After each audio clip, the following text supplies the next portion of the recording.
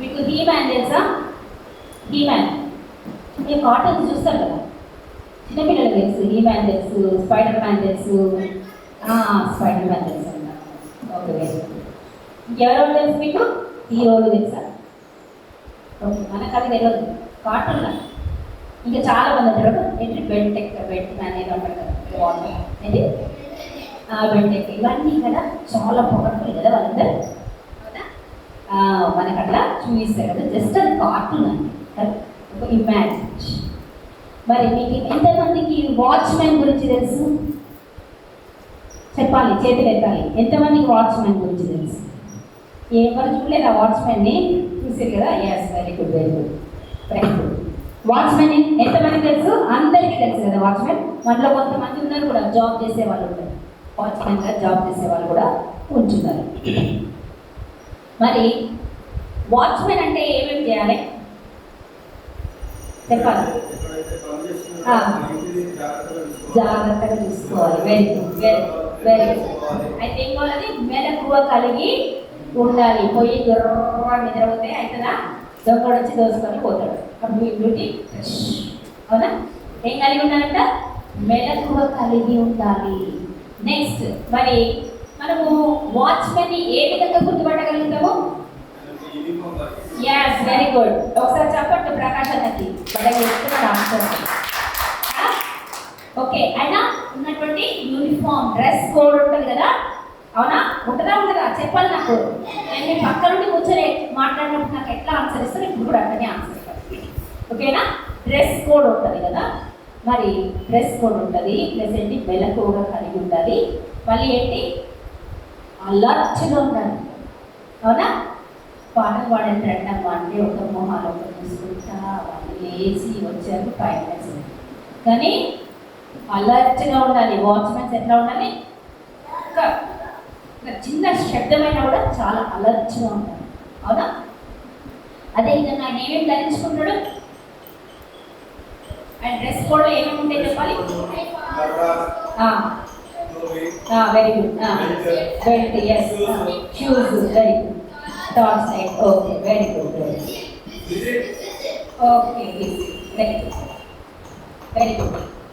వాళ్ళు ఏదో వండుకుంటున్నట్టు ధరిస్తూ ఉన్నారు. Okay, no problem. ఇవన్నీ ఉంటాయి కదా, డ్రెస్ కోడ్ ఉంటాయి కదా, అవునా? ఇది ఎవరు అంటే వాచ్మెన్. వాచ్మెన్ని ఎట్లా సెలెక్ట్ చేసుకుంటారు? ఒక interview. Okay, very good, very good. నాలా ఎట్లా సెలెక్ట్ చేసుకుంటారు అంటే వాళ్ళకి ఇంటర్వ్యూ తీసుకొని వాళ్ళు అలర్ట్గా ఉన్నాడా, వాళ్ళ పనికి వస్తాడా లేదా కదా, ఇవన్నీ కావాలని చేసి వాళ్ళ ఇంటికే కానీ, వాళ్ళ బ్యాంక్కే కానీ, ఏటీఎంకే కానీ, ఒక ఫ్యాక్టరీకే కానీ ఎన్నో చోట్ల వాచ్మెన్గా మరి వాళ్ళని పెట్టుకునేవారు ఉంటారు. మరి వాచ్మెన్కి ఉండవలసినటువంటి లక్షణాలు ఏంటివంటే ఏం కావాలంటే ఆయన అలర్ట్గా ఉండాలంట. అవునా? ఎట్లుండాలి? అలర్ట్గా ఉండాలంట. ఇంకేంటి? మెలకువ కలిగి ఉండాలి. మెలకువ కలిగి ఉంటేనే మరి ఆయన జాబ్లో ఉంటాడు. అవునా? మరి ఆయన ఉన్నప్పుడు ఏమవుతుంది? ఆయన ఉంటాడు. ఒకవేళ దొంగలే రావచ్చు, ఇంకెవరైనా రావచ్చు. వచ్చినప్పుడు ఆయన ఎట్లుండాలంటే చాలా అలర్ట్గా ఉండాలి. ఒకవేళ అక్కడ కూర్చొని నిద్రపోయినట్టు ఏమవుతుంది? ఆ దొంగ రావడము, లోపల ఉన్న వస్తువుని దోచుకొని వెళ్ళిపోవడం జరుగుతుంది. ఆ యొక్క అధికారి ఎవరైతే ఉంటారో ఎవరిని? ఆయనని తోసివేస్తాడు. ఎందుకంటే నేను నీకు ఇచ్చిన పని నువ్వు చేయలేదు కనుక నువ్వు దీనికి ఆర్పడవు అన్నదంతా నువ్వు పక్కన చేయలేదని చెప్పేసి ఇంకా కాకుండా పనిష్మెంట్ కూడా ఇస్తాడు. ఎందుకంటే ఆయన లాస్ అవుతాడు కాబట్టి పనిష్మెంట్ కూడా ఇస్తాడు. అవునా కదా? మరి ఈ యొక్క లోకరీతి అయినటువంటి వాచ్మెన్ గురించి మనం కొద్దిసేపు మాట్లాడుతున్నాం. అవునా? ఆయనకి ఏమిటది? క్యాప్ ఉంటుంది, డ్రెస్ కోడ్ ఉంటుంది, బెల్ట్ ఉంటుంది, షూస్ ఉంటుంది, ఇది ఉంటుంది, గన్ ఉంటుంది. కొన్ని చోట్ల అయితే గన్ ఇస్తారు, లాఠీ ఉంటుంది, గన్ ఉంటుంది. ఈ విధమైనటువంటి పని ఉంటాయి. వీటన్నిటితో ఏం చేస్తారైనా వచ్చే దొంగలని ఎదుర్కొనడానికి అవన్నీ కావాలి. లేదా మామూలుగా కూర్చోవచ్చు, ఎవరైనా కూర్చోవచ్చు, కానీ కాదు, కొన్ని అర్హతలు కావాలి కదా. మనము మందిరంలోకి వస్తున్నామంటే నిన్నటి నుండి ఏం సిద్ధపడతాం? మనము రేపు ఏం డ్రెస్ వేసుకోవాలి, రేపు ఏం పాట పాడాలి, రేపు ఎక్కడ కూర్చోవాలి, రేపు నేను కంజర కొట్టాలా, నేను ఏం చేయాలి. పిల్లలు మనకు ముందుగా వచ్చి రేపటి వరకు సిద్ధపాటు చేసి మీరు ఇదంతా క్లీన్ చేయడము చేసి వేయడము, కార్పెట్స్ వేయడము, వైట్ సెట్టింగ్స్, ఇవన్నీ ఏంటి సిద్ధపాటు. రేపటి దినం ఈ రోజు కొరకు మీరు నిన్ననే సిద్ధపడి వచ్చినారు, అవునా? మరి ఆ యొక్క వాచ్మెన్ కొరకు వాచ్మెన్ ఏ విధంగా సిద్ధపడతాడు అంటే మెలకువ కలిగి ఉండాలి. అంటే నిద్రించకుండా మెలకువ కలిగి ఉండాలంటే చాలా కష్టం కదా. నైట్ డ్యూటీ చేయాలన్నా, డే టైం అయినా ఉట్టి కూర్చుంటారు కాబట్టి వాళ్ళకి నిద్ర వచ్చేస్తుంది. ఆ నిద్ర వచ్చినప్పుడు సాతాను ఏం చేస్తాడు, ఆ దొంగ రెడీగా ఉంటాడు అనమాట. ఎప్పుడు నిద్రపోతాడా, ఎప్పుడు దొరికిపోతున్నా, నేను వెళ్ళి ఎప్పుడు తెచ్చేసుకుంటున్నా అని. కానీ వాచ్మెన్ డ్యూటీ అంటే చాలా కష్టం అంటారు సార్. మనం అనుకుంటాం, కొంతమంది చీప్ అనుకుంటాం, తక్కువ, అది చిన్నది. కానీ దానిలో ఉన్న గొప్పతనం మనము గ్రహిస్తే చాలా ఉత్తమమైనది అనమాట. ఎందుకంటే ఆ కంపెనీలో ఒక ఆఫీసర్ వస్తాడు, కొన్ని గంటలు పనిచేస్తాడు, వెళ్ళిపోతాడు, ఏ బాధ్యత ఉండదు. కానీ వాచ్మెన్కి ఏ బాధ్యత ఉంటుంది, దాని అంతటినీ కాపలగా.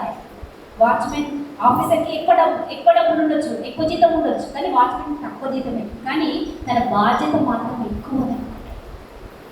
మరి ఆ యొక్క జాబ్కి ఎవరైతే అలర్ట్గా ఉన్నారో, ఎవరైతే మెలుగా ఉన్నారో, ఎవరైతే యాక్టివ్గా ఉన్నారో, ఎవరైతే మరి ఆ యొక్క అధికారికి లోబడి ఉన్నారో అట్లాంటి వారిని వాచ్మెన్ అని వాళ్ళు పెట్టుకునే రకంగా వచ్చినారు. ఎవరైనా దొంగలు వచ్చినప్పుడే కానీ ఇంకేదైనా రాబరీ జరగకుండా ఉండడం కోసము వాచ్మెన్, బ్యాంకులో కూడా ఉండాలంటే కూడా వాళ్ళకు కూడా చాలా కష్టం, అవునా కదా.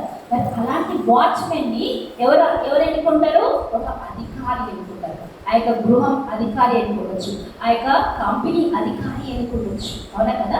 మరి ఎప్పుడైతే ఆయన మెలకు కలిగింది ఎవరు రాకుండా చూసుకుంటాడో ఆయనకు ఆ నెల జీతం వస్తుంది, లేదంటే ఆయనను త్రోసివేయబడతాడు. మరి మనము దీన్ని ఒక సాదృశ్యంగా తీసుకుంటాం.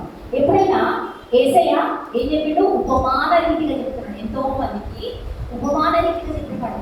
ఎందుకంటే చిన్న చిన్న స్టోరీస్ ద్వారా, ఇప్పుడు సండే స్కూల్ పిల్లలకి ఏం చెప్తాం మేము, యాస్టేజ్గా బైబుల్ బోధిస్తే వాళ్ళకి అర్థమవుతుందా, అర్థం కాదు. సండే స్కూల్కి పిల్లలకి ఒక్కొక్క స్టోరీస్ ద్వారా వాళ్ళకి దేవుని యొక్క విత్తనం అనేది వాళ్ళ ద్వారా మనం వెళ్ళే విధంగా మనం ప్రయత్నిస్తుంటాం. అదేవిధంగా యేసయ్య కూడా తన యొక్క శిష్యులకి ఉపమానాలు, ఎన్ని ఉపమానాలు ఉన్నాయి కదా, ఆవగింజ ఉంది, గోధుమలు ఉన్నవి, తప్పిపోయిన కుమారుడు ఉన్నాడు, చాలా చాలా ఉన్నాయి. అలాంటి ఉపమానాల రీతిగా దేవుడు తన యొక్క శిష్యులకు బోధిస్తూ వచ్చేవాడు అన్నమాట. అయితే ఈ యొక్క వాచ్మెన్ నుండి మనము దేవుని యొక్క వాక్యంలోకి మనం వెళ్తాం, ఓకేనా. ఇప్పుడు ఇంతవరకు మనం ఒక ఉపమానం జరుగుతున్నాం, ఏంటి వాచ్మెన్ ఏంటి, ఎలా ఉండాలి, ఆయన ఏం ధరిస్తాడు, ఆయన తన యొక్క బాధ్యతలు ఏంటిదని మనం చూసుకున్నాం కదా. ఒక్కసారి మనము ఎహెచ్కేలు 33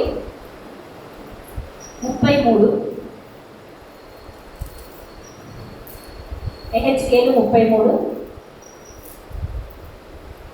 1 నుండి 10 వరకు చదువుతున్నాం.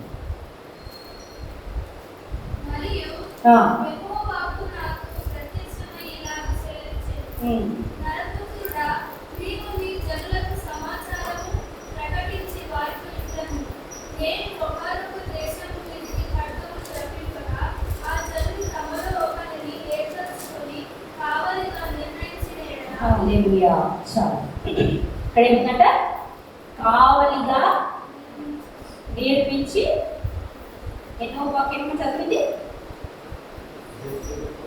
33 10. అయితే ఇక్కడ కావలి వాడికి ఎక్కడ వచ్చింది, మొదటి వాక్యం వచ్చింది. కావలి వాడిగా నిర్ణయించిన ఎడల, ఒక్క నిమిషం చూద్దాము.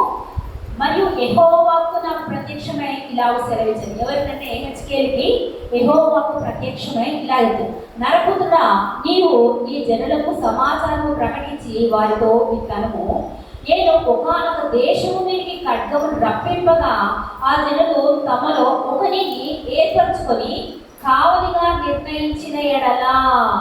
ఏంటంట, ఆ దేశంలో ఒకరిని కావలి వానిగా, పాతకాలం ఏంటి కావలి వాళ్ళు అంటారు, కావలి వాళ్ళు ఇప్పుడు ఏంటి వాచ్మెన్, అవునా. కావలి వారిగా నిర్ణయించిన ఎడలా చదవాలి.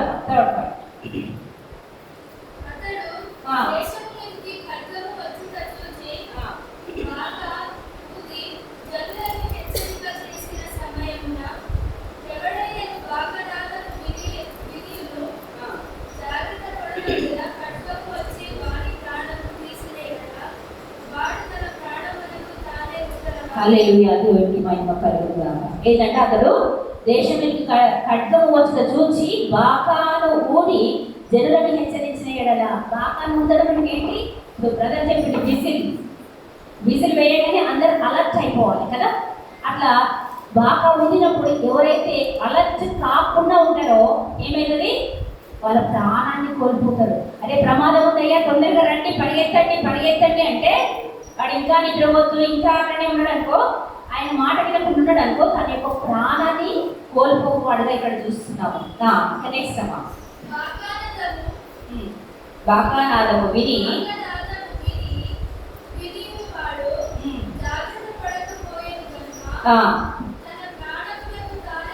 హల్లెలూయా. ఏంటంట?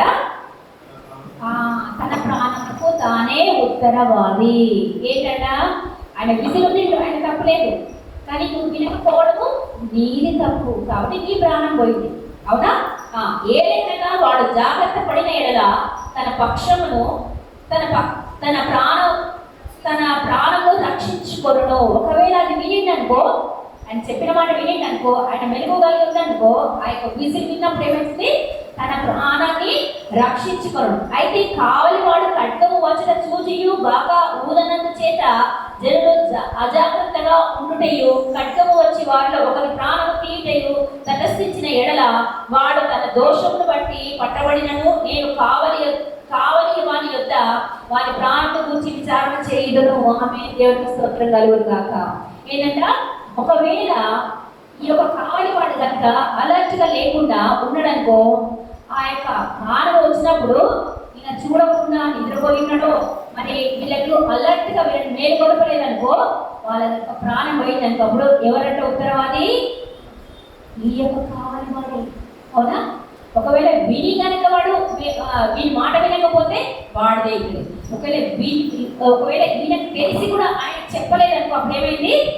ఆ యొక్క ప్రాణం ఖరీదు ఒక్కొక్కసారి అంటే సరే నా వల్లనే అయింది పొరపాటు, ఎంతోసార్లు అయితే లేదు, అరే నేను ఇది చేసి మీద ఉండట్లేదు. ఒక్కొక్కరికి జరుగుతుంది, మన వల్ల ఒకరికి అన్యాయం జరుగుతుంది, అప్పుడు మనము చాలా బాధపడుతుంది కదా. కానీ దానికి కారణం మనకి ఏంటి? మనమే అవుతాం. దానికి ఎవరంటే ఉత్తరవాది, ఎవరు జవాబు చెప్పుకోవాలి దేవుడి దగ్గర? కొన్నిసార్లు అంటే కదా, నా పని అయితే నేను చేసిన వాడు వినకపోతే దేవుడే తీసుకుంటాడు, దేవుడి దగ్గరే సమాధానం దొరుకుతుంది. దేవుడు వాడిని అడుగుతాడు, నన్ను అడగడు. నేను కూడా ఎన్నోసార్లు చెప్తాను, నేనైతే మీ ఇంటికి వచ్చిన ప్రార్థన చేసిన, మీరు చర్చికి రాకపోతే మీ ఇష్టం, మీ సమాధానం చెప్తాను, ఎందుకంటే నా పని అయితే నేను చేసేస్తాను, దేవుడు ఇచ్చిన పని అని నేను అన్నాను. అదేవిధంగా ఎవరైతే ఆ మాట వినకపోతే వారే ఉత్తరవాది అవుతారు కదా. మరి ఇంకొకసారి, నరపుతున్నా నేను నిన్ను ఇజ్రాయేలుకు కావలివానిగా నియమించి ఉన్నాను కనుక నీవు నా నోటి మాటను విని నాకు ప్రతిగా వారిని హెచ్చరిక చేయవలెను. కావలి వాడికి ఖచ్చితంగా చెప్పేంటి? నా నోటితో వచ్చే ప్రతి ఒక్క మాటను నువ్వు ప్రజల దగ్గర తీసుకెళ్ళాలి. అర్థమైందా? ప్రజల దగ్గర ఖచ్చితంగా తీసుకెళ్ళాలి. ఇప్పుడు నాకు కొన్ని తెలిసి కూడా నేను మీకు చెప్పలేదు అంటే దేవుడు నన్ను అడుగుతాడు. నేను ఒకవేళ మీకు చెప్తే మీరు వినకపోతే మిమ్మల్ని అడుగుతాడు. అర్థమైందా? నాకు తెలిసి ఒక మీ పక్షంలో ఏదైనా నాకు దేవుడు బయలుపరిచినప్పుడు నేను చెప్పకపోతే అది నాది తప్పు అవుతుంది. అర్థమైందా? అది ఒక్కసారి మీరు గమనించుకోండి. దుర్మార్గుడా, నీవు నిశ్చయంగా మరణమునందుదువు అని దుర్మార్గుడికి నేను సెలవీయగా అతడు తన దుర్మార్గతను విడిచి అజాగ్రత్త పడినట్లు నీవు ఆ దుర్మార్గుడికి నా మాట తెలియజేయలేదా ఆ దుర్మార్గుడు తన దోషమును బట్టి మరణం పొందును గాని అతని ప్రాణం గురించి నిన్ను విచారణ చేయను. ఒకవేళ దేవుడికి వ్యతిరేకంగా ఉంటుందని కొంతమంది దేవుని ఆజ్ఞలను దయపడలేదేమో, వారికి దేవుడు చెప్తున్నాడు, దుర్మార్గుడా నీ యొక్క మార్గం తప్పించుకో, నీ యొక్క మార్గం నుండి పక్కకు రా అన్నప్పుడు వినలేదనుకో, అప్పుడు ఎవరు ఉత్తరవాది? ఎవరి ప్రాణానికి వాళ్ళే ఉత్తరవాది. అవునా? ఈ ఆత్మకు నీవే జవాబుదారని చెప్పి దేవుడు, అంతేనా కదా? మరి ఆత్మను రక్షించుకుంటే ఈ యొక్క ఆత్మకు నీవే జవాబుదారి. నిన్ను రక్షించేది ఎవరైనా సువార్త చెప్తారు, చెప్పేంత వరకే ఏమంటారు? నది దగ్గర దాకా గుర్రాన్ని తీసుకెళ్తారు కానీ నీళ్లు తాగించలేము. అవునా? దేవుడు నమ్ముకోయా అని మనం చెప్తాం, కానీ వాళ్ళు వింటే పరలోకం వస్తుంది, వినకపోతే నరకానికి పోదు. అది మన చేతిలో లేదు. అవునా కదా? దుర్మార్గుడా, నీవు నిశ్చయంగా మరణమునందుదువు అనే దుర్మార్గుడికి నేను సెలవీయగా అతడు తన దుర్మార్గతను విడిచి జాగ్రత్త పడినట్లు నీవు ఆ దుర్మార్గుడికి నా మాట తెలియజేయని ఎడల ఆ దుర్మార్గుడు తన దోషమును బట్టి మరణము నొందును. ఇదంతా యెహెజ్కేలుకు ఎందుకు చెప్తున్నాడంటే, నువ్వు వెళ్ళి ఈ ప్రజలకు చెప్పు, ఆ ప్రజలకు చెప్పు అని చెప్పి దేవుడు అని చెప్తున్నాడు. ఇర్మియా ప్రవక్త ఒకటి, ఈ యొక్క యెహెజ్కేలు ప్రవక్త వీళ్ళు ఏంటంటే దేవుడి యొక్క మాటలు వాళ్ళకి బయలుపరిచినప్పుడు వెళ్ళి మరి వేరే వాళ్ళకు చెప్పడం జరుగుతుంది కనుక ఇప్పుడు ఏంటంటే దుర్మార్గం నేను చెప్పిననుకో, నువ్వు వెళ్ళి చెప్పకపోతే ఏమవుతుంది, వాడు కనుక నువ్వు చెప్పకపోతే వాడు ప్రాణం పోతే నువ్వే నాకు జవాబుదారి. మనం ఎప్పుడైనా మన మనసులో ఏదైనా అనిపిస్తే ఎదుటి వాళ్ళకి చెప్పాలి. ఎందుకంటే దేవుడి ప్రేరేపణ కాబట్టి తప్పకుండా చెప్పాలి. నీ సొంత తెలియటం కాదు, అది దేవుడి ప్రేరేపణ ఉంటే ఖచ్చితంగా మనము చెప్పేవారిగా ఉంటాం. లేదంటే మనకే దేవుడు జవాబు అడుగుతాడు. అప్పుడు మనం ఏం చెప్పలేదు ఒక మాట. అయితే ఆ దుర్మార్గుడు తన దుర్మార్గమును విడవవలెనని నీవు అతన్ని హెచ్చరిక చేయగా అతడు తన దుర్మార్గతను విడవని ఎడల అతడు తన దోషమును బట్టి మరణమునందును గాని నీవు నీ ప్రాణమును తగ్గించుకొందువు. దేవుడికి మహిమ కలుగుగా. ఒకవేళ నువ్వు నేను చెప్తే దేవుడు చెప్తున్నాడు నేను నీకు చెప్తే నువ్వు వెళ్ళి ఆ మనిషికి చెప్తే ఆ సరిదిద్దుకుంటే సరే, సరిదిద్దుకోకపోతే ఆ ప్రాణానికి ఉత్తరవాదిని వాడే ఉంటాడు కానీ నువ్వు కావు. అందుకే నీకు ఇచ్చిన బాధ్యత నువ్వు చేస్తున్నావా ఒక్కసారి గమనించుకుంటాను. దేవుడు మనకి ఎన్నో బాధ్యతలు ఇస్తాడు కానీ ఏం చేస్తాము, దాన్ని ఎటో పక్కన దోస్తాం. ఫస్ట్ మన పని చూసుకుంటాం కాదు. నిజంగా దేవుడి యొక్క కృపను బట్టి నిజంగా మనకి ఇచ్చిన పని మనం ముందు చేయాలి. దేవుడు ఏం చేసిందో, మీరు నా పని చేయండి, నేను మీ పని చేస్తాను. అవునా కదా? అది 100% నిజంగా నేను అనుభవిస్తున్నాను కూడా. దేవుడి పని ముందు నేను పొద్దున్న లేచి చర్చలో ఏం చేయాలి, ఏం చేయాలి, ఇవ్వాలి ఇవే. తర్వాత నేను నా ఇల్లు కానీ నీటి ఏం చేస్తాను ఏ రకమైన నెక్స్ట్ ప్రయారిటీ, ఫస్ట్ ప్రయారిటీ దేవుడు చూస్తున్నాను. ఎందుకంటే నేను దేవుడికి లోబడి ఉండాలి, దేవుడికి సమర్పించుకుంటున్నాను కాబట్టి అది దేవుడికి లోబడి ఉండాలి. అదేవిధంగా ఇంకొక మాట చూద్దాం. నరపుత్రుడా, ఇశ్రాయేలుకు ఈ మాట ప్రకటింపుము, మా పాప దోషములు మా మీద పడి ఉన్నవి, వాటి వలన మేము క్షీణించుచున్నాము, మనం ఎట్లు బ్రతుకుతామని మీరు చెప్పుకోనుట నిజమా? ఇక్కడ చెప్తున్నాడు దేవుడు. నరపుత్రుడా, ఇశ్రాయేల్ వారంటే పాపాలను బట్టి వారి యొక్క దోషములను బట్టి వారు చాలా ఎలాంటి దీనమైనటువంటి స్థితిలో వాళ్ళు ఉంటున్నట్టుగా మనం క్షీణించిపోతున్నట్టు. అది మాట నిజమేనా కాదా అని ఒక్కసారి అడగాలి. దేవుడు నిజంగా కొద్దిసార్లు డైరెక్ట్గా మాట్లాడాడు. ఏదైనా ప్రవక్తల ద్వారా, సిస్టర్స్ ద్వారా, బ్రదర్స్ ద్వారా, వాక్యముల ద్వారా, మాటల ద్వారా. అది మన హృదయానికి తగిలింది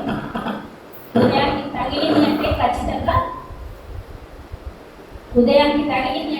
అది దేవుడు మనతో మాట్లాడుతున్నట్టే.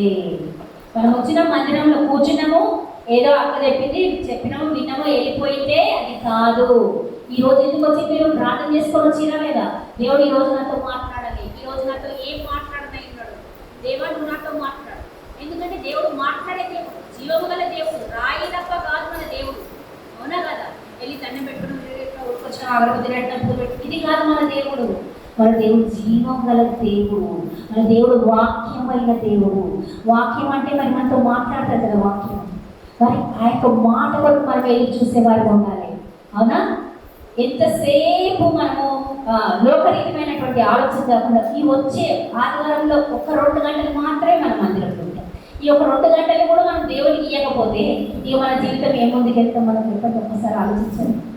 నాతో ఏం మాట్లాడతావు దేవా? నువ్వు ప్రార్థన చేయి, నీకు నిద్ర రాదు. సాతానుడు వస్తాడు ఖచ్చితంగా. ఏ టైంలో నువ్వు ఎప్పుడైతే బాగుపడుతుంటావో, నువ్వు ఎప్పుడైతే నీ యొక్క లైఫ్ టర్న్ అవుతుంటుందో సాతానుడు చూడడానికి, ప్రవేశించడానికి మంచి అవకాశం మనం చూస్తూ ఉంటాడు.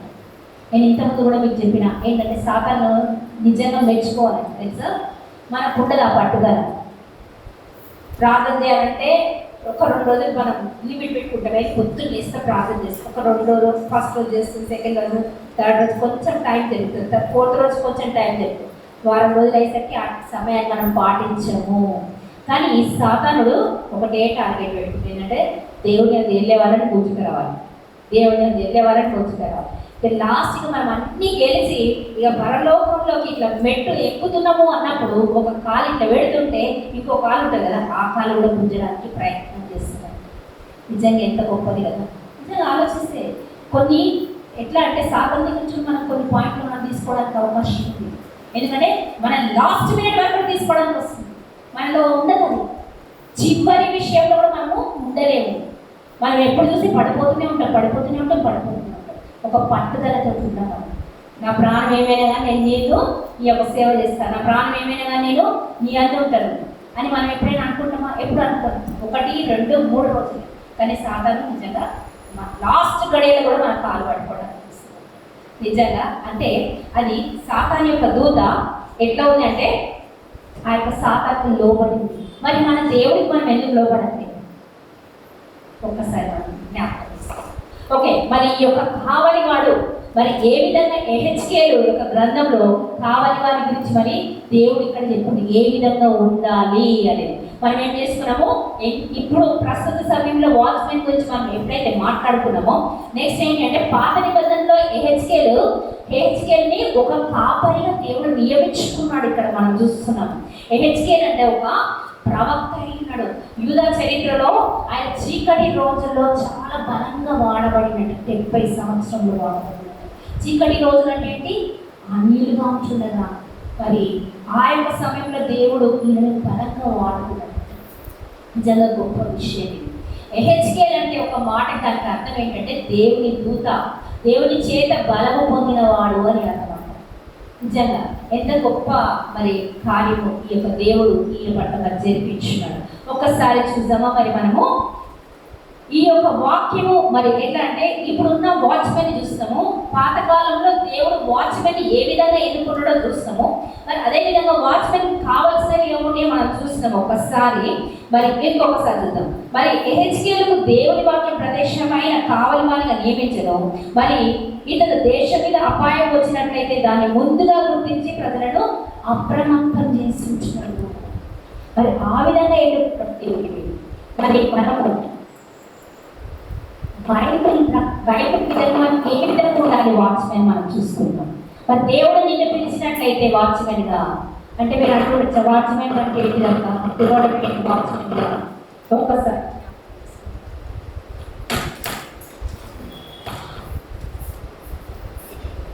ఎఫ్ఎస్సి 6:10 చూస్తాం.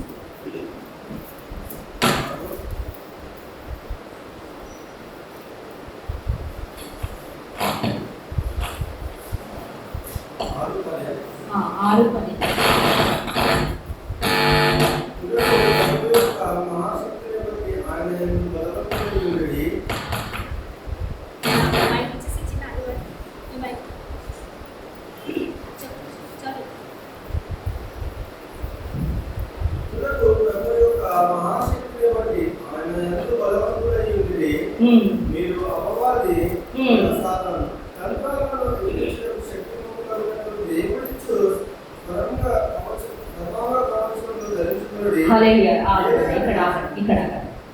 ఇక్కడ ఏముందంట? తుదకు ప్రభు యొక్క మహాశక్తిని బట్టి ఆయన బలవంతులై ఉండి మీరు అపవాది తంత్రములను ఎదిరించుటకు శక్తిమంతులగునట్లు దేవుడిచ్చి సర్వాంగ కవచమును ధరించుకోండి. దేవునికి మహిమ కలుగుగాక. ఏమంటుండే ఇక్కడ? మరి దేవుని యొక్క మహాశక్తిని బట్టి, మన లోపల ఉన్నటువంటి క్వాలిటీస్ని బట్టి కాదు, దేవుని యొక్క మహాశక్తిని బట్టి ఇక్కడ ఆయన బలవంతులైండు. ఎందుకక్క మేము బలహీనులుగా ఉంటున్నామా ఇప్పుడు అంటే? అవును, మరి బలహీనులుగానే ఉంటున్నాం. మనం ఎక్కడ ఉంటున్నాం? బలం వాక్యం ఉందా మన లోపల? నోరు తెరిసే వాక్యం ఉందా? నోరు తెరిస్తే అబద్ధాలు, నోరు తెరిస్తే దేవుడికి వ్యతిరేకమైన మాట. అవునా? ప్రతి ఒక్కటి దేవుడికి వ్యతిరేకమైన మాటలుగానే వచ్చింది. మరి మనము దేవుని యొక్క ఆయన బలవంతులైనడి మీరు అపవాది తంత్రములను ఎదిరించుటకు దేవునికి స్తోత్రం కలుగుతుందంట. మరి అపవాది తంత్రములు అంటే ఏంటి? సాతాను మనల్ని ఎప్పటికప్పుడు పడేయాలి. ఎందుకు తెలుసా? నువ్వు ఎప్పుడైతే పరిగెడుతుంటావో దేవుని చేతకి ఎప్పుడైతే పరిగెడుతుంటావు, దేవుని చేతకి పరిగెత్తే ఇప్పుడు నువ్వు మనలోకి రావాలంటే ఎంత కష్టమైందో ఒక్కసారి ఆలోచించుకోండి. ఈరోజు ఒక్కసారి ఆలోచించుకోండి. ఈజీగా వచ్చేసిరా? ఎంత కష్టమైందంటే అంత కష్టం. ఏదో పని ఉంటే, ఏవో ఉంటే సాతానుడు ఆ విధంగా తన యొక్క కుయుక్తి ద్వారా మన మందిరానికి రాకుండా, సమయానికి రాకుండా, పాటలు వినకుండా, ఆరాధనలో లేకుండా మరి చేసేదిగా ఉంటుంది. తన యొక్క కుయుక్తులు మనను మనల్ని ఈ విధంగా వేస్తుందన్నమాట. అయితే వీటన్నింటినీ ఎదిరించడానికి ఏం కావాలి? సర్వాంగ కవచము. ఏం కావాలమ్మా? సర్వాంగ కవచము అంటే ఏంటి చెప్పాలి ఒక్కసారి, ఎవరైనా తెలిసిన వాళ్ళు చెప్పండి. సర్వాంగ కవచం అంటే ఏంటి చెప్పాలి. మీకు ఏ విధంగా తెలిసి ఆ విధంగా చెప్పండి, నో ప్రాబ్లం. సర్వాంగ కవచము నేను దాన్ని అడగలేదు. సర్వాంగ కవచము అంటే ఏమిటి?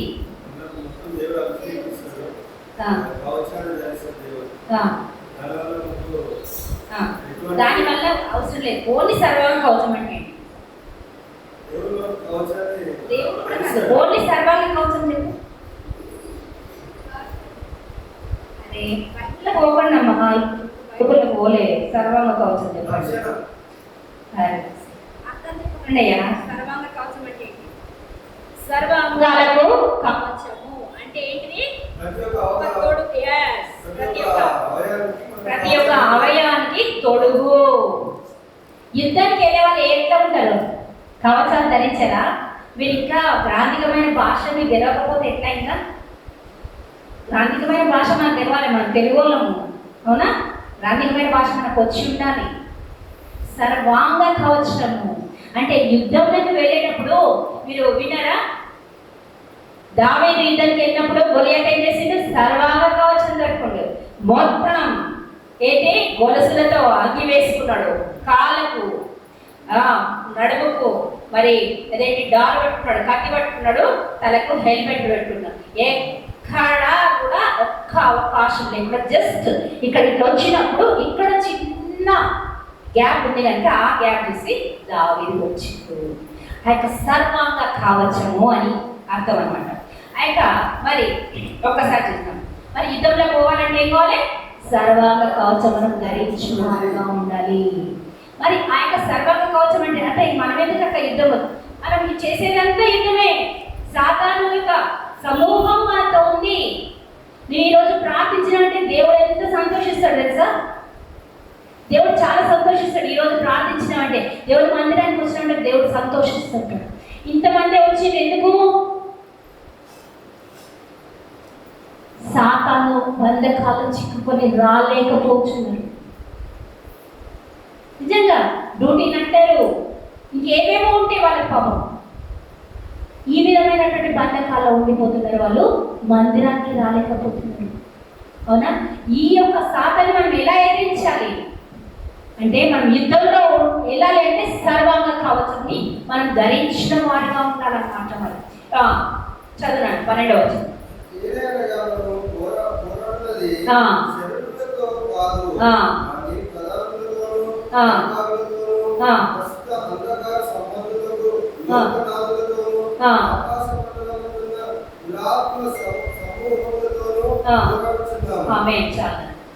ఇక్కడ ఏంటంటే ఏదైనా మనం పోరాడేది శరీరంతో కాదు కానీ, ప్రధానులతో కాదు కానీ, అధికారులతోనూ, ప్రస్తుత అంధకార సంబంధులకు లోకనాథులతోనూ, ఆకాశ మండలమందున్న దురాత్మల సమూహంతోనూ పోరాడుచున్నాము. అంటే మన చుట్టూ దురాత్మల సమూహం ఉంటుంది ఎప్పుడు. అంటే అట్లానే దేవదూతలు ఉంటాయని కాదు, కానీ ఉంటాయి. మరి దురాత్మల యొక్క మనం ఆ యొక్క దానికి లోబడిపోతుంటాం మనం ఎప్పుడు. అవునా? ఇరుకు మార్గం ఎంచుకుంటారా, విశాలమైన మార్గం ఎంచుకుంటారా? అందరూ విశాలంగా కావాలి. నాకు సీట్ కంఫర్ట్ ఉండాలి. ఇరుకుగా కూర్చోలేము మనం కదా, ఇరుకుగా కూర్చోలేము. కంఫర్ట్ సీట్ ఉండాలి, సోఫా ఉండాలి. అవునా? మరి ఈ విధమైనటువంటి కంఫర్ట్ జోన్ వెళ్తూ ఉంటే అది ఎక్కడ తీసుకెళ్తుంది? సాతాను మార్గం అయింది. అవునా? మరి ఇరుకు మార్గం ఏది? దేవుని మార్గం. మనము ఇక్కడ ఉన్నంత వరకు మనము ఇరుకు మార్గంలో ప్రవేశించి ఇరుకు మార్గంలో మనం ప్రయాణిస్తాము, కానీ ఎక్కడికి చేరుకుంటాము? పరలోకంలో చేరుకుంటాము. ఇక్కడ విశాల మార్గంలో వెళ్తే ఎక్కడికి వెళ్తాము? నరకమైనటువంటి మార్గం. అరే చాలా సంతోషము, కార్లు, బిల్డింగ్లు, అరే ఇష్టం వచ్చినట్టు తాగొచ్చు, తినొచ్చు, అక్కడ వెళ్ళొచ్చు, ఇక్కడ వెళ్ళొచ్చు, ఎంతో అలంకరించుకోవచ్చు, బంగారు అంటే చేయొద్దని కాదు. దేవునికి వ్యతిరేకమైనటువంటి క్రియలు ఎవరైతే చేస్తున్నారో, తాగుళ్ళు, మత్తులైపోతున్నారో, దేవునికి వ్యతిరేకంగా డ్యాన్స్లు, ఇవన్నీ ఎంత ఘోరంగా ఉంటున్నాయి అంటే వాళ్ళందరూ ఇదే పరలోకం అనుకుంటున్నారు. ఇదే దేవుని యొక్క ఆచారాలను వాళ్ళందరూ పాటించేవారు ఉంటున్నారు. కానీ వాళ్ళు ఎక్కడ పోతారు? నరకానికి వెళ్తారు. మనకు చాలా కష్టం. ఒక క్రైస్తవుని జీవితం అంటే చాలా కష్టం. నేను కూడా ఒక అన్యురాలుగా ఉండి క్రైస్తవత్వానికి వచ్చినాను. కానీ క్రైస్తవ జీవితం చాలా కష్టం. ఎందుకు అంటే యేసునే చూపించిండు ఒక మాదిరిగా. ఆయన సుఖపడ్డా? ఆయన ఏ విధంగా ఉండాలో మనకు ముందే చూపించిండు. అవునా కదా? మరి ఆయన యొక్క మార్గంలో నడవాలంటే ఏంటి? మన సిలువను మనం ఎత్తుకొని ప్రతిరోజు నడుస్తూనే ఉండాలంట. అంటే ఈ రోజు అయిపోయింది, రేపు శ్రమలు లేవు కాదు. ఏ రోజు శ్రమలు ఆ రోజే, ఏ కీడు ఏ రోజుకి ఆ రోజే, ఈ రోజు ఆహారం ఈ రోజుకే ప్రార్థన చేస్తావే, ఈ రోజు కీడు కూడా ఈ రోజే, ఈ రోజు ఆశీర్వాదాలు ఈ రోజే. అవునా? మరి దేవుని ఎందుకు వెళ్ళాలంటే మరి ఇరుకు మార్గంలో వెళ్ళే వాళ్ళు కావచ్చు. ఒక్కసారి చూసి అలాంటి సైన్య సమూహాన్ని మనం ఎదుర్కోవాలంటే ఏం కావాలి? మనకు చాలా పవర్ కావాలి. అవునా? మరి ఒక్కసారి చూద్దాము. అందుచేత మీరు ఆపదినమందు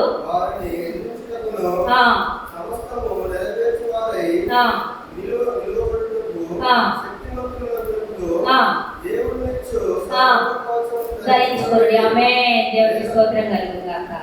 అయితే ఏమంటున్నాడు ఇక్కడ? అందుచేత మీరు ఆపద్దినమందు. ఆపద్దినమందు ఏంటి? సంతోషమైన దినమా? చెప్పాలి. కష్టకాలం. ఆపద్దినమందు. ఆపద్దినమందు వారిని ఎదిరించుటకు సమస్తము నెరవేర్చిన వారై నిలువబడుటకు శక్తిమంతులగునట్లు దేవుడిచ్చు సర్వాంగ కవచమును ధరించుకొనుడి. దేవుడికి మహిమ కలుగుగాక. ఏంటంటే చాలా భయంకరమైనటువంటి రోజులు వస్తున్నాయి మనకు. ఇప్పుడు కూడా మనం టీవీలో చూస్తున్నాం, ఎంతో న్యూస్ వింటున్నాం కదా. క్రైస్తవులకు శ్రమలు రాబోతున్నాయి. ఇది అంత్యకాల దినంలో ఉంచున్నాం మనము. దేవుడు ఈ రోజు రేపు ఎప్పుడు వస్తాడో తెలియదు. కానీ మనం అంత్యకాల దినంలో ఉంచున్నాం కనుక మనము చాలా పవర్ఫుల్గా గట్టిగా నిలబడాలి. అవునా కదా? మన పిల్లలకి స్కూల్కి పోవాలంటే ఏం చేస్తాం? పెరగాలి, ఈ అన్నం ఆ అన్నం ఎట్లా వస్తావు బిడ్డ? కాయాలి చక్కగా తిను తిను, ఇంకొంచెం తిని ఇంకొంచెం. ఈ బాక్లెట్ ఎవరు పక్కలో పెట్టక నువ్వే తినని చెప్పి తల్లులు పంపిస్తాయి. నీ బిడ్డకి ఇంత చిన్న బిడ్డలు అవునా? పక్కలో పెట్టక నువ్వే లేదు. ఎందుకంటే నీ బిడ్డ బలం పొందుకోవాలి, నీ బిడ్డకి శక్తి వస్తుంది, చక్కగా చదువుకొని రాస్తుంది అని. మరి దేవుడు మనల్ని ఎంత ప్రేమిస్తున్నాడు? అవునా? దేవుడు మనల్ని ఎంతో ప్రేమిస్తుంది. ఆయన ఇచ్చినటువంటి సర్వాంగ కవచం తొడుక్కోమని చెప్తున్నాడు ఇక్కడ. మరి దేవుడు ఇచ్చే సర్వాంగ కవచం ఏంటిది? ఎందుకంటే నా బిడ్డలు సాతానులతో యుద్ధం చేయాలి కనుక నేను ఇచ్చే సర్వాంగ కవచం తొడుక్కోమని చెప్తున్నాడు ఇక్కడ. ఒక్కసారి చూద్దాం ఆయన సర్వాంగ కవచం ఏ విధంగా ఉందో. చదవాలి. 16, 14.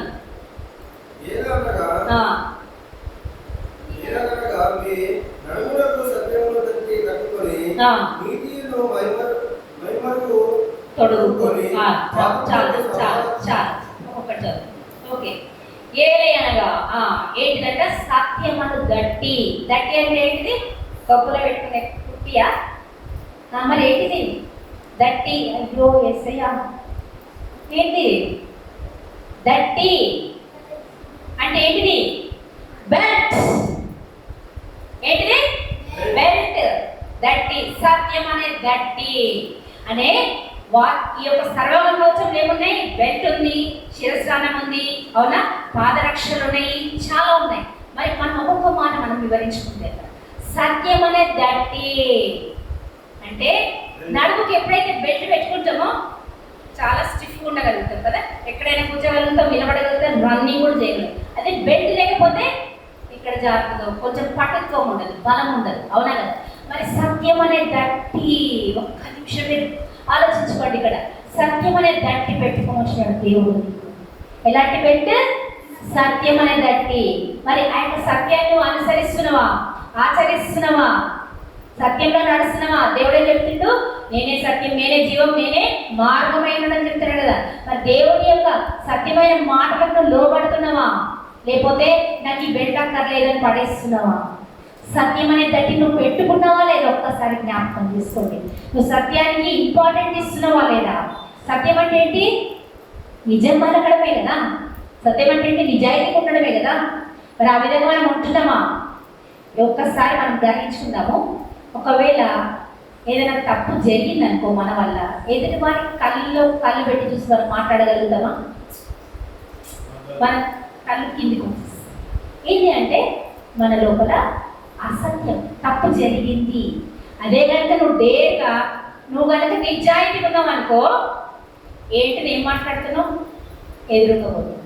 అంటే కొంతమంది లోకస్తులో ఉండొచ్చు, ఎట్లా అసత్యాన్ని సత్యంగా మార్చుకునేవారు. కానీ మనం దేవుని బిడ్డలు అట్లా ఉంటాం. ఇది నేను నమ్ముతాను. ఎందుకంటే దేవుని వాక్యం తెలిసి దేవుని బిడ్డలు కొన్ని తప్పు చేస్తే క్షమించమని మనం కోరుకుంటాం. అవునా? ఒకవేళ తప్పు చేస్తే క్షమించమని మనం కోరుకుంటాం. కానీ లోకస్తులు అడగాలి. అదేవిధంగా మనం సత్యం అనేది గట్టి కట్టుకుంటే లోకస్తున్నప్పుడు మనం ఎదిరించగలుగుతాము. సత్యవంతులుగా ఉండాలి మనం దేవుని అందు. సత్యమైన మార్గంలో మనం నడవాలి. అప్పుడే మనం స్టిఫ్గా ఉండగలుగుతాము, ఎక్కడికైనా పరిగెత్తగలుగుతాము, ఎక్కడైనా ఉండగలుగుతాము. ఆ యొక్క సత్యం మీలో ఉందా? ఒక్కసారి మనం పరీక్షించుకుంటాము. సత్యం అనే దట్టిని నీవు ధరించి ఉన్నావా? ఈరోజు నువ్వు జ్ఞాపకం చేసుకో. దేవుడు నిన్ను పిలుస్తున్నాడు. ఒక్కసారి ఎందుకు పిలుస్తున్నాడో లాస్ట్ నేను మీకు చూపిస్తాను. మీరు ఈ రోజు కనుక దేవుడి పిలుపుకు ఈరోజు మీరు వాచ్మెన్గా దేవుడు నిన్ను పిలిస్తే నీకు సత్యం అనే దట్టి ఉందా? ఒక్కసారి జ్ఞాపకం చేసుకుందాం. ఇంకొక మాట చదివానా?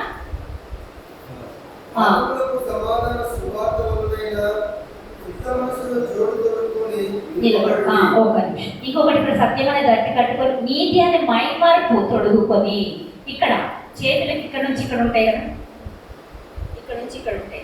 అదే నీతి అనే మైమార్పును తొడుగులు. ఇవి తొడుగులు అంటారనమాట. అంటే ఏదైనా బాణం వస్తే తగలకుండా ఉండడానికి, ఈ యొక్క బాడీని రక్షించడానికి ఆ యొక్క అవయవాలు అనమాట. ఈ యొక్క బాడీని రక్షించడానికి ఆ యొక్క వస్తువులు అనమాట. ఫస్ట్ ఏంటి? నీతి అనే దట్టము, మరి ఒకటి అదేంటి సత్యం అనే దట్టము, నీతి అనే మైమరుపు, ఆ యొక్క తొడుగుకొని ఉన్నవారు ఉండాలి. నెక్స్ట్ ఏంటంటే పాదములకు సమాధాన సువార్త వలనైనను సిద్ధ మనస్సును తొడుగుకొని నిలువబడును. జోడులు అంటే ఏంటిదమ్మా? చెప్పాలి. జోడులు తొడుగుకొని. వెరీ గుడ్ అమ్మాయి, మా పిల్లలకు వచ్చిందమ్మా. దేవుని సంతోషం. జోడులు అంటే అర్థమైనందుకు సంతోషం. జోడులు అంటే ఏంటి? చెప్పులు. ఆంధ్ర సైడ్ అయితే జోళ్ళు అని అంటారు, చెప్పులని జోళ్ళు అని అంటారు. అయితే ఇక్కడ ఎలాంటి జోళ్ళు తొడుకోవాలంట? సమాధాన సువార్త వలన అయినను సిద్ధ మనస్సు అంటే దేవుని యందు ఒక నిర్ణయం తీసుకున్నావా? ఆ ఒక నిర్ణయానికి లోబడి ఉండడము. ఇంకోటి ఏంటి? పాదములకు సమాధానం. ఇదేంటి?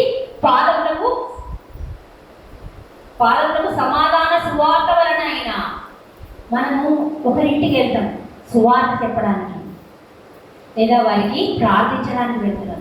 కానీ మనం వెళ్ళినప్పుడు అక్కడ ఏం కావాలంటే సమాధానం కలిగి ఉండాలి. నువ్వు ఎక్కడైనా వెళ్ళినప్పుడు, ఎవరింట్లో అయినా నువ్వు వెళ్ళినప్పుడు ఏం చేయాలంట? మనం అడుగు ఇంటిలో పెట్టినప్పుడు ఏం చేయాలంట? ఈ యొక్క గృహానికి సమాధానం కలుగుడుగాక. ఎందుకు అంటే నువ్వు దేవుని బిడ్డవు. దేవుడు అడిగితే చేస్తాడు. ఆ యొక్క గట్స్ నీలో ఉండాలి.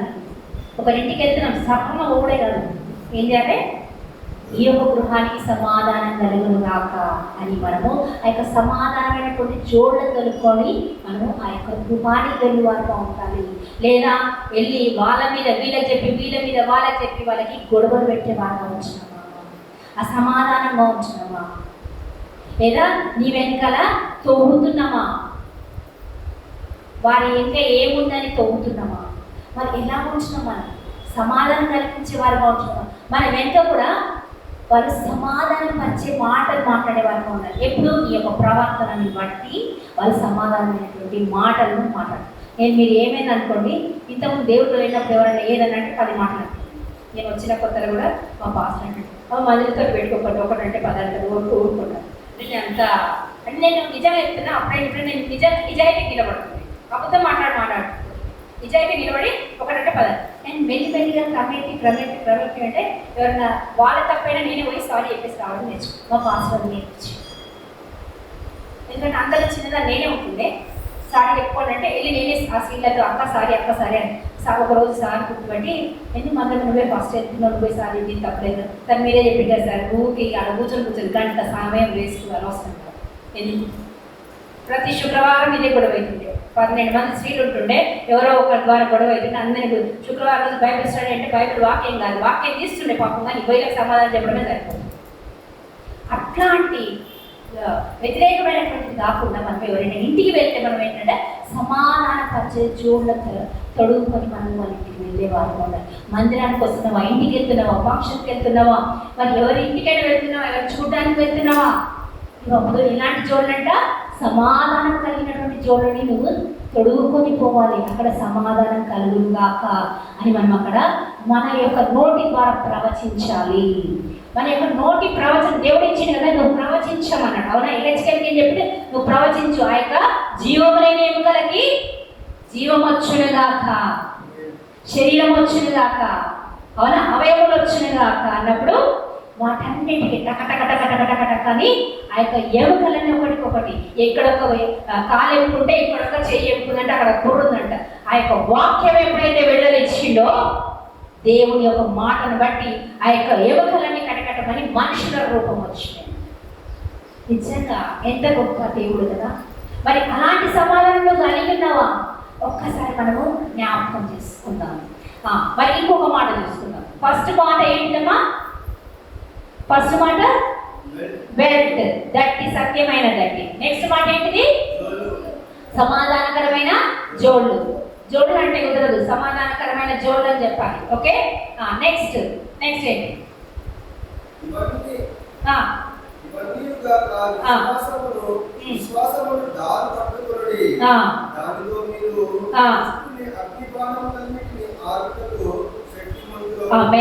దేవుని స్తోత్రం కలుగుగాక. ఏంటంటే ఇంకేముంటది? మీరు మామూలుగా చూడరా, డాల్ ఉంటుంది. డాల్ అంటే ఇట్లా రౌండ్గా పెద్దది ఉంటుంది, ఇట్లా దొడుకుంటాం, ఇట్లా అంటారు, ఇట్లా అంటారు. ఏదైనా వస్తే ఇట్లా అంటారు. ఇప్పుడు మీకు ఇప్పుడు కొట్టడానికి వస్తే మీరు ఇట్లా అంటారు కదా.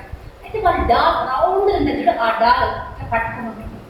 అంటే ఎదుటివాడు వచ్చే యుద్ధాలలో అగ్ని బాణాలు వస్తుంటే ఇవి అడ్డం పడుతుంటాయి. మరి ఆ యొక్క డాల్ నీలో ఉందా? ఆ యొక్క డాల్ ఏ డాల్ అది? విశ్వాసం అనే డాలు. కొంచెం సమస్య వచ్చిందంటే విశ్వాసం కోల్పోతాం. మనకి ఇంతకుముందు దేవుడు ఏదో పెద్ద మేలు చేస్తాడు కదా, ఇంత పెద్ద మేలు చేస్తాడు దేవుడు. నెక్స్ట్ డేనో ఒక వారం రోజులకి ఇంత కొంచెం ప్రాబ్లం వస్తే దానికోసం కుమిలి ఏడుస్తాం. ముందు చేసిన మేలు మర్చిపోతాం. మరి లోపల విశ్వాసం ఎక్కడ ఉంది? విశ్వాసం ఎక్కడుంది? మరి మనము విశ్వాసం కలిగి ఉంటేనే కదా మన జీవితం మన ముందుకు వెళ్తుంది. అవునా కదా? ఒక్కసారి జ్ఞాపకం చేసుకోండి. విశ్వాసం లేకపోతే నోవహు ఏ విధంగా దేవునితో ఎత్తబడ్డాడు? ఒక్కసారి జ్ఞాపకం చేసుకోండి. ఈ యొక్క క్రియలలో విశ్వాసం లేకపోతే వ్యర్థమైనవి. అవునా కదా? హానోకు ఏ విధంగా ఎత్తబడ్డాడు? ఒక్కసారి జ్ఞాపకం చేసుకోండి. దేవునితో ఆయన విశ్వాసం, గొప్ప విశ్వాసం కలిగి ఉంటే దేవుడితో సహవాసం కలిగి ఉన్నాడు కనుక ఎత్తబడ్డాడు. అదేవిధంగా నోవాహు దేవుడు ఒకేసారి చెప్పినది నువ్వు పడవ కట్టమని చెప్పినప్పుడు ఎన్ని సంవత్సరాలు వేయించున్నాడు? 120 సంవత్సరాలు వేయించున్నాడు. ఎంత గొప్ప విశ్వాసం మనకున్న విశ్వాసం. ఆ విశ్వాసం లేదు. మరి ఆయన విశ్వాసం లేనప్పుడు సాతానుడు మన మీద ప్రయోగం చేస్తాడు. ఏ విధంగా? ఆర్థికంగా వచ్చు, లేదా ఇంట్లో కుటుంబాల కలహాలు రావచ్చు, పిల్లలతో సమస్యలు రావచ్చు, లేదా ఆర్థికమైన సమస్యలు, అనారోగ్యమైనటువంటి సమస్యలతో మనని భారాలతో వేస్తుంటాడు. ఇరుకుగొడలు, ఎవరికి చెప్పుకోలేని సమస్యలు ఉండొచ్చు. కొన్ని మనం సమస్యలు చెప్పుకోలేము వేదనకి. అవునా? మనం ఉదయం ఎంతో వేదనలు ఉంటాయి, కానీ మనం బయటికి చెప్పుకోలేము. అలాంటి వాటి అవి సాతాను విసురుతుంటే మనం ఏం చేయాలి? విశ్వాసమైన డాలుని పట్టుకుంటే నువ్వు ఆ యొక్క వాడు వేసే యొక్క బాణం మనకు పుచ్చుకోదు. అవునా? యోబు ఎంత విశ్వాసంతో ప్రార్థించినాడు? అన్నీ పోయినాయి, కానీ దేవుని నోటి మాటతో కూడా దూషించలేదు. విశ్వాసం గురించి చెప్పుకుంటూ పోతే చాలా మంది గురించి. మరి అలాంటి విశ్వాసం నీలో ఉందా? లేకపోతే ఈరోజు చిన్న సమస్య వచ్చిందని కూలిపోతున్నావా? ఒక చిన్న ప్రాబ్లం వస్తుందని దేవుని మందిరానికి రాలేకుండా ఉంటున్నావా? విశ్వాసం నీకు ఏ విధంగా చూపిస్తున్నావు నువ్వు?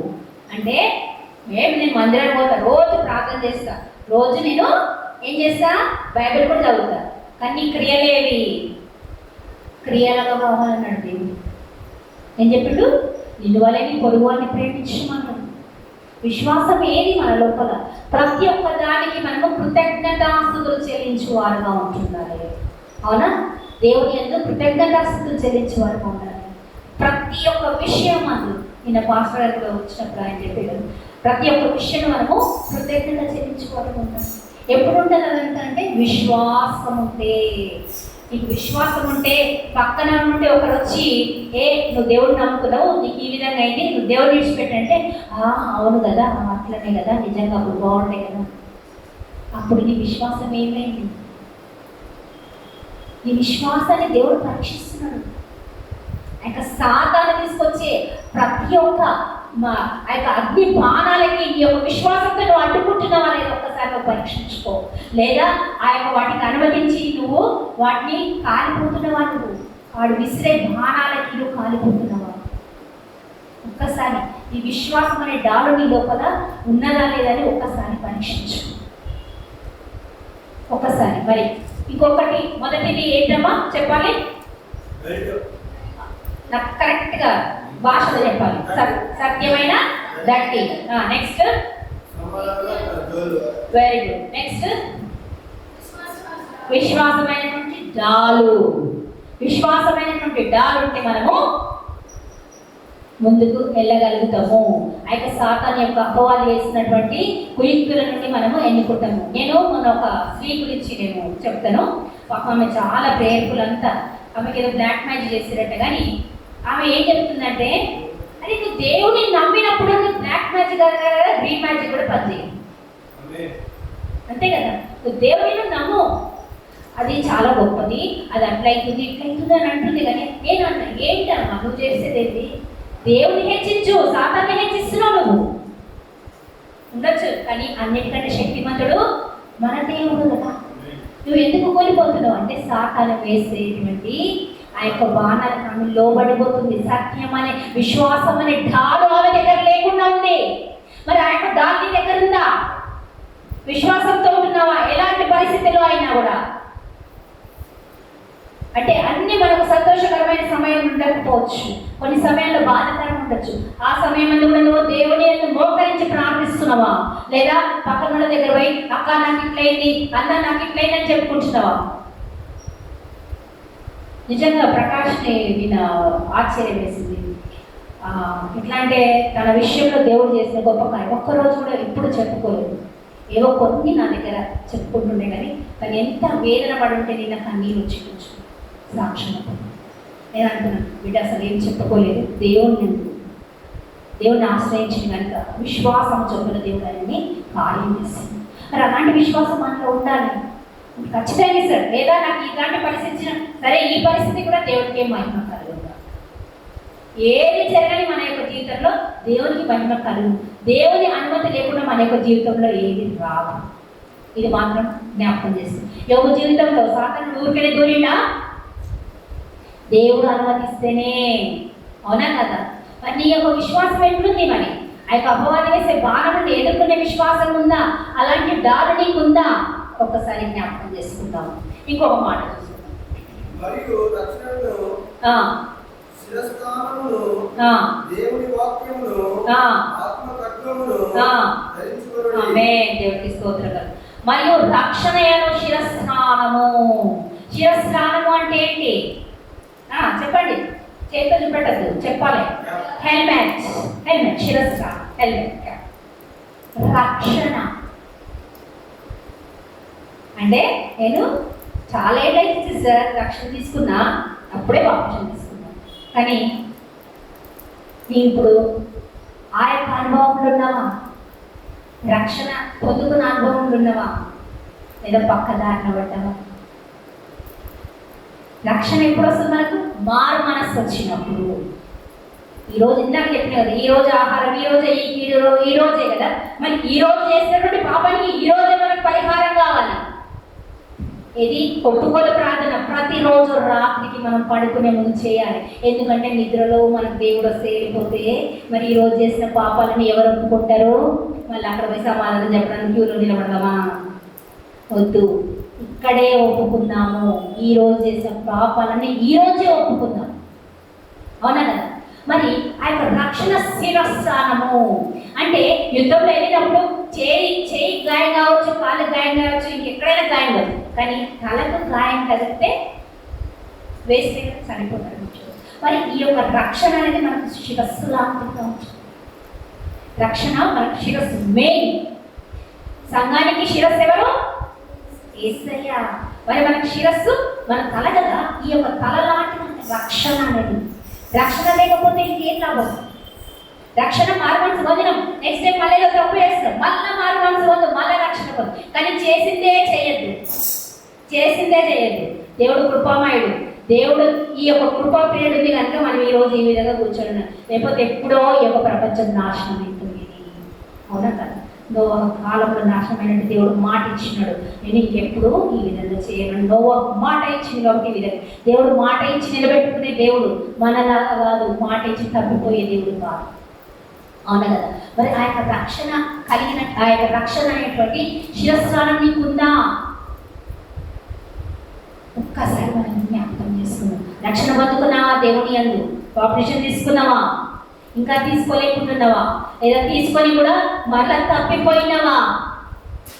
ఒక్కసారి జ్ఞాపకం చేసుకోనండి. తప్పిపోవడంలో తప్పు లేదు, కానీ దాన్ని సరిదిద్దుకొని మళ్ళీ రావడమే గొప్ప. అర్థమైందా? తప్పిపోవడంలో తప్పు లేదు. మనుషులం తప్పిపోతాం, కానీ దాన్ని తెలుసుకొని మళ్ళా పైకి రావాలి. ఎక్కడైతే పడ్డవో, నేను ఇట్లనే అయిపోయింది, నా జీవితం ఎట్లయిపోయింది, నేను ఎట్లయిపోయినా, నా పిల్లలు ఎట్లయిపోయింది, ఇది ఎక్కడ? అక్కడ నుండి నువ్వు దులుపుకొని పైకి రాకుండా దేవుడిని చేయాల్సిస్తున్నాడు. రాబిడ్డ అంటే ఇంకా కిందనే ఇస్తున్నావు నువ్వు, మీది చూడట్లేదు. దేవుడు ఎప్పుడు రెడీగా ఉంటాడు చేయించి. ఎప్పుడు నా బిడ్డ బయటకు వస్తుంది, ఎప్పుడు ఆ యొక్క పాప పూబిల నుండి బయటకు వస్తుంది, ఎప్పుడు ఆ యొక్క మురికి కుటుంబంలో నుండి నా బిడ్డ నా వైపు వస్తుంది. దేవుడు రెండు చేతులు చావుంటాడు, కానీ మనము ఆయన చూడట్లేదు. కిందనే చూసేవారు గురించి, పైకి చూసేవారు ఉండట్లేదు. ఇంకప్పుడు మనకు రక్షణ ఎక్కడిది? మనకు రక్షణ ఇంపార్టెంట్, హెల్మెట్ ఇంపార్టెంట్. చేతుల కాళ్ళ గాయాలైనా, ఒక చేయి లేకపోయినా నడవచ్చు, ఒక కాలు లేకపోయినా రెండు కాళ్ళు లేకపోయినా నడవచ్చు. శిరస్సు లేకపోతే ఇక నీకు ఎక్కడ గుర్తింపు? మరి అలాంటి రక్షణ అన్నటువంటి శిరస్సానము నీకుందా? ఉన్నప్పుడు ఆ యొక్క అపవాది వేసే బాణాలకు నువ్వు లొంగకుండా ఉంచవు. అవునా కదా? మరి ఇంకొక మాట చూసుకుందాము. దేవుని వాక్యమును ఆత్మ ఖడ్గమును ధరించుకొనుడి. ఏంటంట? దేవుని ఆత్మ ఖడ్గమును ధరించుకొనుడి. హల్లెలూయా. ఇదేంటి? ఖడ్గం అంటే ఏంటమ్మా? కత్తి నాన్న. డాల్ ఇట్లా పట్టుకుంటారు, కత్తి. డాల్ ఎడమ చేతికి ఉంటుంది, కత్తి కుడి చేతికి ఉంటుంది. ఇది వచ్చినప్పుడు ఇట్లా ఆపుతారు, కత్తితో పోరాడతారు. యుద్ధంలో కత్తితో పోరాడతారు. ఆ యొక్క కత్తి ఎట్లున్నారంటే తెలుసా? వాక్యం అనే ఆత్మ ఖడ్గము. నీ నోరు తెలిస్తే బూతులు వస్తున్నాయా? దేవుని వాక్యం వస్తుందా? ఎదుటి వాళ్ళు మాట్లాడినప్పుడు మన భాషలో మనం సమాధానం చెప్తే, వాక్యము ద్వారా మనం వారికి సమాధానం చెప్పి వారిగా ఉండాలి. ఎదుటి వారిని చాకుతో నిజంగా చంపాల్సిన అవసరం లే. ఖడ్గము వంటిది మన వాక్యము. దేవుని వాక్యము రెండంచుల ఖడ్గము వంటిది. ఇటు నేను మీకు గుచ్చుతున్నా, ఇటు నాకు కూడా గుచ్చుకుంటుంది. అర్థమవుతుందా? మీకే కాదు, నేను గుచ్చట్లేదు, ఇది నాకు రెండంచుల ఖడ్గము వంటిది. మరి అలాంటి ఆత్మ ఖడ్గం మనలో ఉందా? దేవుని వాక్యం మీలో ఉందా? దేవుని వాక్యం చదువుతున్నావా? వాక్యానుసారంగా నువ్వు జీవిస్తున్నావా? దేవుని వాక్యం వింటున్నావా? దేవుడికి నువ్వు వాక్యం చెప్పగలుగుతున్నావా? ఎవరికైనా ఒక్కసారి జ్ఞాపకం చేస్తున్నావు. ఆ యొక్క యుద్ధంలో మరి ఆ యొక్క ఆత్మ ఖడ్గం ఉందా? ఈ యొక్క సాతాను సమూహం ఎప్పుడైనా అన్నప్పుడు దేవుడినే పరీక్షించింది కదా. ఈ యొక్క ఆ యొక్క కొండ మీద తీసుకెళ్ళి ఈ యొక్క లోకమంతా నీకు ఇస్తానన్నప్పుడు ఏమంటే, ఇది ఏమన్నాడు? ఈ యొక్క వాక్యం నీకు చెప్పాలంటే దేవుడు అయితే నిన్ను, నీ యొక్క తల్లి నిన్ను, నీ దేవుడిని నువ్వు ఏమన్నాడు? నీ దేవుడిని నువ్వు ఏమంటారు? నీ దేవుడిని నువ్వు శోధించద్దు అని చెప్పి, అది కూడా వాక్యం లేదా అన్నాడు దేవుడు. అంటే ఆయన వాక్యంతో చెప్తాడు సాతాను, దేవుడు కూడా వాక్యంతో ఖండించి. మనం ఎవరైనా మాట్లాడినప్పుడు వాక్యంతో ఖండించు వారిగా ఉంచినామో ఒక్కసారి మనము జ్ఞాపకం చేసుకోవాలి. మరి వాక్యం మనలో ఎప్పుడు ఉంటుంది? రోజు బైబిల్ చదివితే, దేవుని ధ్యానిస్తుంటే, వాక్యం వింటుంటే. సినిమా పాటలు వింటున్నావా? రీల్స్ చేస్తున్నారు కదా చాలా సార్లు. రీల్స్ చేస్తున్నాము, దేవుని బిడ్డలై ఉండి చాలామంది రీల్స్ చేస్తున్నారు. ఇది చాలా తప్పు. రీల్స్ చేయండి, కానీ ఏది దేవుని వాక్య సంబంధమైన రీల్స్ చేయండి. ఎందుకంటే అది 10 మంది కాదు, 100 మంది కాదు, 1000 మంది చూస్తే అందులో ఒక్క ఆత్మన రక్షింపబడుతుందేమో. నీ యొక్క రీల్ చూసి ఎదుటి వారు చెడిపోకూడదు. నువ్వు ఇచ్చే సందేశం ఏ విధంగా ఉంది? వాక్యం ఇస్తున్నావా? లోకంలో ఉన్నటువంటి హావభావాలు ఇస్తున్నావా? ఒక్కసారి మనం గమనించుకున్నాం. ఎంతోమంది పిల్లల్ని చూస్తున్నారు. క్రైస్తవ పిల్లలు కూడా చాలా మంది ఏం చేస్తున్నారు? ఇంతవరకు చేసేదేమో ఇప్పుడు మాత్రం చేయకూడదు. దేవుని వాక్యాన్ని బట్టి నువ్వు ఇంకేదైనా చెయ్యి. దేవుని పాటలు పడి తీసుకొని నువ్వు పెట్టు. దాని ద్వారా ఎంతో మంది బలపడతారు. ఒక ఆత్మ రక్షింపబడింది అనుకో, దేవుని దగ్గరికి నువ్వు ఇక్కడ రక్షింపలేకపోయినా అక్కడ వెళ్ళకి నీ ఆత్మ నీ ఆత్మని దగ్గరకు వచ్చి ఉంటుంది. ఇక ఈ ఆత్మ నేను ఎప్పుడు రక్షించిన ఈ ఆత్మను అని నువ్వు అనుకోవచ్చు.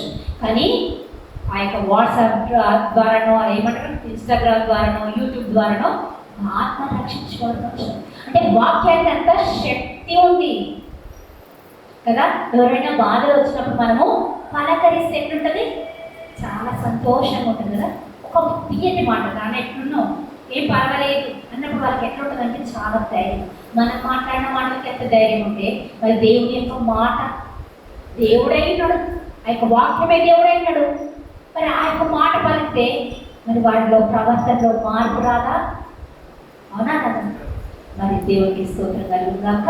మరి ఆత్మ వలన ప్రతి సమయమునందు ప్రతి విధమైన ప్రార్థనను విజ్ఞాపనను చేయించు ఆ విషయమై సమస్త పరిశుద్ధుల నిమిత్తమును పూర్ణమైన పట్టుదలతో విజ్ఞాపన చేయించు మెలకువగా ఉండుడి.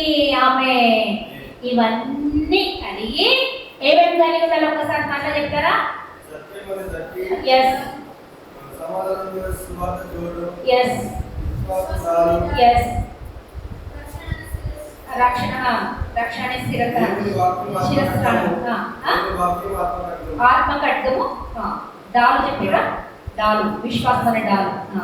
ఇవన్నీ కలిగి మనము ఆత్మ అనే వాక్యం అనే ఖడ్గము ద్వారా సాతాను దగ్గరికి వెళ్తే వాడు ఖచ్చితంగా మనకే విజయము. అయితే ఇవన్నీ కలిగిన తర్వాత ఇంకొకటి లాస్ట్ ఇంకొకటి చెప్పాడు కదా, ఇక్కడ విందాం. ఆత్మ వలన ప్రతి సమయమునందు ప్రతి విధమైన ప్రార్థనను విజ్ఞాపనం చేయించు.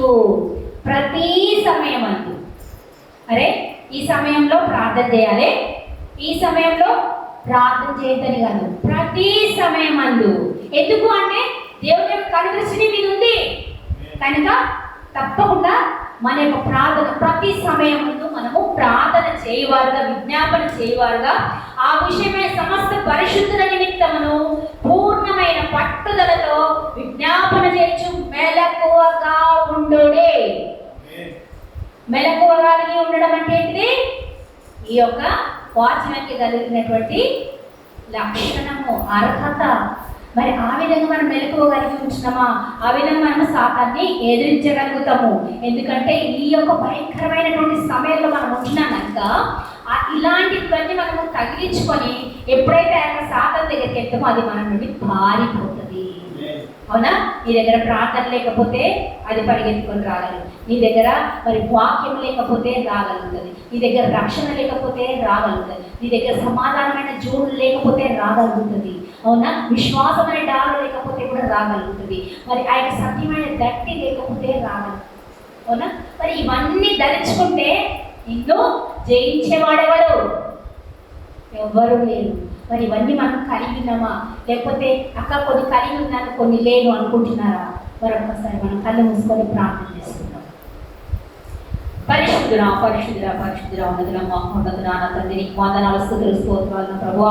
నువ్వు గొప్ప దేవుడు ఉన్నవాడు అన్నవాడు నా తండ్రి నీకు వేలాది కోట్లాది వందనాలు చెల్లించుకుంటున్నాం నా తండ్రి దేవా. ఈ యొక్క ఉదయకాల సమయం అన్న తండ్రి మీరు మాట్లాడే విధానానికి దేవా నీకు వందనాలు స్తుతులు స్తోత్రాలు చెల్లించుకుంటున్నాం నా తండ్రి. అవును ప్రభా నా తండ్రి దేవా, ఈ యొక్క నా తండ్రి దేవా వేసేటప్పుడు ఈ యొక్క లోకంలో మేము ఉండాలంటే నా ప్రభా, ఆ యొక్క సాతాను యొక్క సమూహాన్ని ఎదుర్కొనాలంటే నా ప్రభా నా తండ్రి దేవా, మేము మెలకు కలిగి నా ప్రభా నా తండ్రి దేవా ఏసయ్య నా ప్రభా నీ యొక్క రక్షణ అనే శిరస్సాన్ని ధరించుకొని నా ప్రభా నా తండ్రి దేవా, సత్యం అనే దట్టిని తగిలించుకున్న ప్రభా, నీతి అనే నా తండ్రి తొడుగుకొని నా ప్రభా నా తండ్రి దేవా ఏసయ్య నా ప్రభా నా తండ్రి సమాధాన పాదరక్షణను తొడుగుకొని నా ప్రభా నా తండ్రి విశ్వాసం అనే డాలుతో నా ప్రభా ఏసయ్య నా ప్రభా, అదే విధంగా నా తండ్రి ఆత్మ వాక్యములు కలిగిన ప్రభా ఆ యొక్క ఖడ్గము వంటి వాక్యములు కలిగి ఉంచామా నా తండ్రి దేవా. మరి ఎడతెగక నా తండ్రి దేవ ప్రతి సమయమందు నా తండ్రి దేవా నీ అంత విజ్ఞాపనలు చేయొచ్చు, ప్రార్థన చేయొచ్చు, మెలకువగా ఉండినప్పుడు నా తండ్రి దేవా ఏ ఒక్క సాధారణ కూడా నా తండ్రి దేవా మా చెంతకు రాలేడేసేన ప్రభా. ఎంత గొప్ప జ్ఞానాన్ని మీరు మాకు ఇచ్చినందుకు దేవా నీకు వందనాలు ప్రభా. ఇందులో నా తండ్రి మేము కూడుకున్న ప్రతి ఒక్కరిలో నా తండ్రి దేవా ఏ లోపం ఉందో నా ప్రభా దాన్ని సరిచేసి నా ప్రభా నా తండ్రి దేవా నీ యొక్క మాటలకు లోబడిన తండ్రి దేవా నీ యొక్క మాటలకు లోబడిన ప్రభా నీ యొక్క వాక్యానుసారమైన జీవితాలను మాకు దయచేయమని వేడుకుంటున్నాం నా తండ్రి. ఆ యొక్క సాతానుడు వచ్చినప్పుడు మేము కృంగిపోతున్నామేమో నా తండ్రి దేవా, మేము కలత చెందుతున్నామేమో యేసయ్య ప్రభా, మా దగ్గర నా తండ్రి యొక్క వాక్యం అనే ఖడ్గము లేకుంటుందేమో నా ప్రభా, ఆయన యేసయ్య ప్రభా రక్షణనే శిరస్సానము లేదేమో నా తండ్రి యేసయ్య నా ప్రభా, ముఖ్యంగా విశ్వాసం అనే డాలు లేదేమో యేసయ్య నా ప్రభా, ఆ యొక్క సమాధాన పరిచి ఆ యొక్క జోడు మేము తొడుక్కొనలేదేమో యేసయ్య నా ప్రభా. ఒక్కసారి జ్ఞాపకం చేసుకోనండి నా ప్రభా నా తండ్రి దేవా, మాలో ఏదైతే కొదువైందో నా ప్రభా ఆ యొక్క కొదువను మీరు తీర్చమని వేడుకుంటున్నాం నా తండ్రి దేవా. ఈ రోజు మీరు మాట్లాడిన వాక్యాన్ని బట్టి నా తండ్రి దేవా ఆ యొక్క వాక్యానుసారమైన జీవితాన్ని కలిగి ఉంటే కృపను దయచేయండి నా ప్రభా. ఎందుకంటే నా ప్రభా నీ యొక్క రెండో రాకడ రానైనది నా ప్రభా నా తండ్రి దేవా, నీ యొక్క కడబూర మోగినప్పుడు నా తండ్రి దేవా నీ యొక్క పిలుపును విని నా ప్రభా మేము నా తండ్రి ఎత్తబడే గుంపులో ఉండాలి నా ప్రభా. ఇవన్నీ ఎప్పుడైతే ధరించుకొని సాతానుతో నా తండ్రి దేవా మేము నా తండ్రి దేవ మరి ఫైట్ చేస్తుంటాము నా తండ్రి దేవ, మేము విజయాన్ని పొందుకునే వారుగా ఉంచుతాము, నీ యొక్క కడబూర విని వారుగా ఉంచుతాము నా తండ్రి దేవా ఏసైన ప్రభా నా తండ్రి దేవ. మేము నా తండ్రి దేవా నీకు కావలి వారిగా ఉంచుతామేమో నా తండ్రి ఏసైన ప్రభా, మీరు మమ్మల్ని ఎన్నుకున్నందుకు దేవా నీకు వందనాలు ఏసైన ప్రభా. మరి కావలి వారిగా ఉండిన ప్రభా అనేకులను మేలుకొల్పే వారిగా ఉండాలి, మేము మెలకువగలిగిన ప్రభా అనేకులను సిద్ధపరచు వారిగా ఉంటే కృపను మాకు దయచేయమని వేడుకుంటున్నాం నా తండ్రి దేవ. వాళ్ళకి ఏది కొదుకుందో నా ప్రభా నీకు తెలిసి ఉన్న దేవుడు నా తండ్రి దేవ, ప్రతి ఒక్క విషయంలో నా తండ్రి దేవ నీ యొక్క కాపుదలను భద్రతను మాకు దయచేసి నా ప్రభా ఈ రోజు చెప్పినటువంటి వాక్యానుసారమైన జీవితాన్ని అంతా మేము గడుపుటకు ఈ యొక్క కృపలు మాకు దయచేయమని వేడుకుంటూ ఈ యొక్క చిన్న ప్రార్థన యేసు క్రీస్తు నామమున అడిగి బ్రతిలాడి వేడుకుంటున్నాము తండ్రి. ఆమేన్. ఆమేన్. ఓకే.